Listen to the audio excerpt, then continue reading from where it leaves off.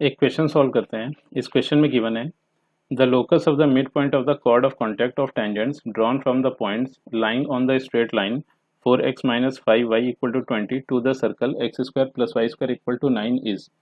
तो अल्टीमेटली हो ही रहा है इस क्वेश्चन में कि एक सर्कल गिवन है एंड एक स्ट्रेट लाइन गिवन है। इस स्ट्रेट लाइन पर कोई भी एक पॉइंट गिवन है, ठीक है ना। पॉइंट की लोकेशन इस स्ट्रेट लाइन पर कहीं पर भी हो सकती है, ठीक है। तो अल्टीमेटली इस पॉइंट से इस सर्कल पे टेंजेंट्स ड्रॉ की हैं और टेंजेंट्स ने सर्कल को दो पॉइंट्स पे टच किया है, ठीक है ना।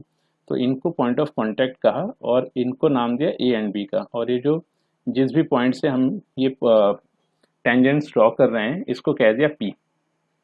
तो अब एक काम ये किया, ए बी को ज्वाइन किया तो अल्टीमेटली हमें ए बी एक कॉर्ड ऑफ कॉन्टैक्ट मिल गई। अब इस कॉर्ड ऑफ कॉन्टैक्ट का मिड पॉइंट इसको कह देते हैं एच कॉमा के।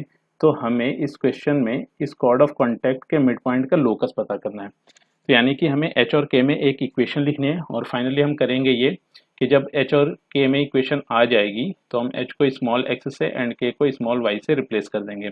तो फाइनली हमें कॉर्ड ए बी के मिड पॉइंट का लोकस मिल जाएगा, ठीक है।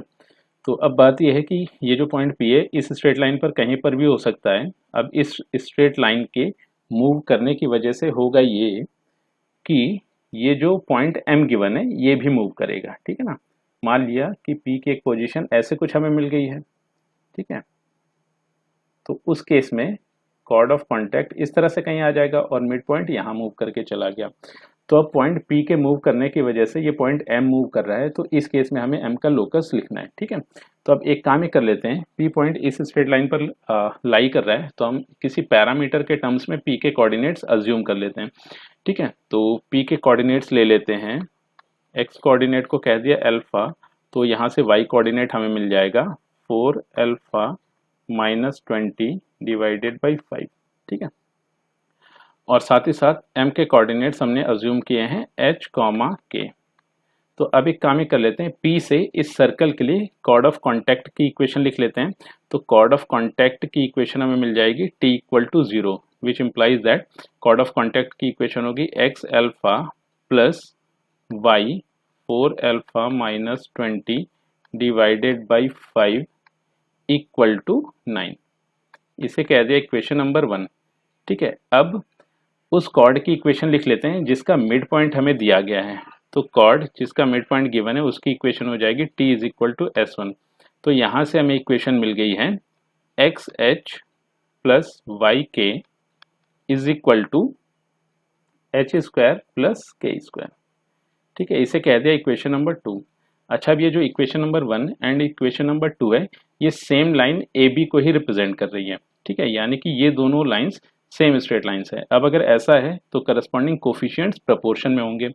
तो इस कंडीशन का इस्तेमाल कर लेते हैं। तो यहाँ से हमें मिल गया x by H is equal to 4 alpha minus 20 divided by 5 divided by k is equal to 9 divided by h square plus के स्क्वायर, ठीक है। तो एक काम ही कर लेते हैं, फर्स्ट एंड सेकंड प्रोपोर्शन को ले लेते हैं।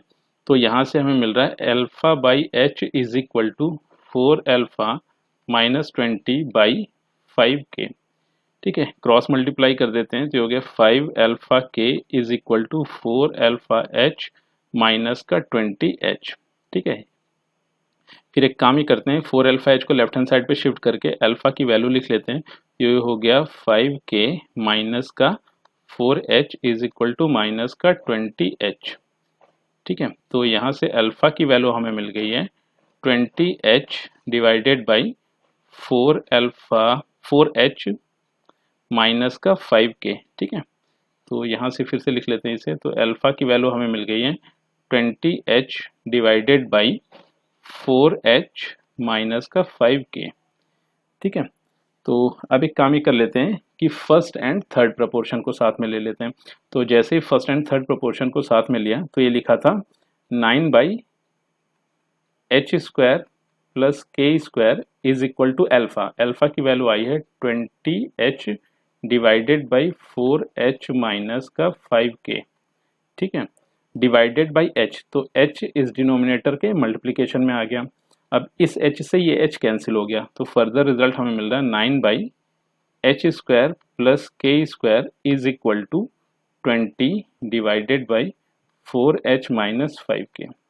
तो फाइनली अगर हम देखें तो हमें h एंड k में एक इक्वेशन मिल चुकी है और यही अपना रिक्वायर्ड लोकस है। बस हमें एक काम ये करना है अब कि h को स्मॉल x से एंड k को स्मॉल y से रिप्लेस कर देते हैं। तो जैसे रिप्लेस किया तो अब हमें इक्वेशन मिल गई 20 times x square plus Y square is equal to 9 times 4x minus का 5y।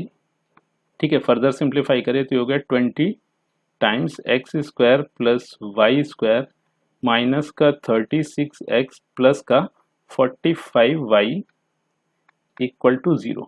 ठीक है, तो ये हमें इतना मिल गया।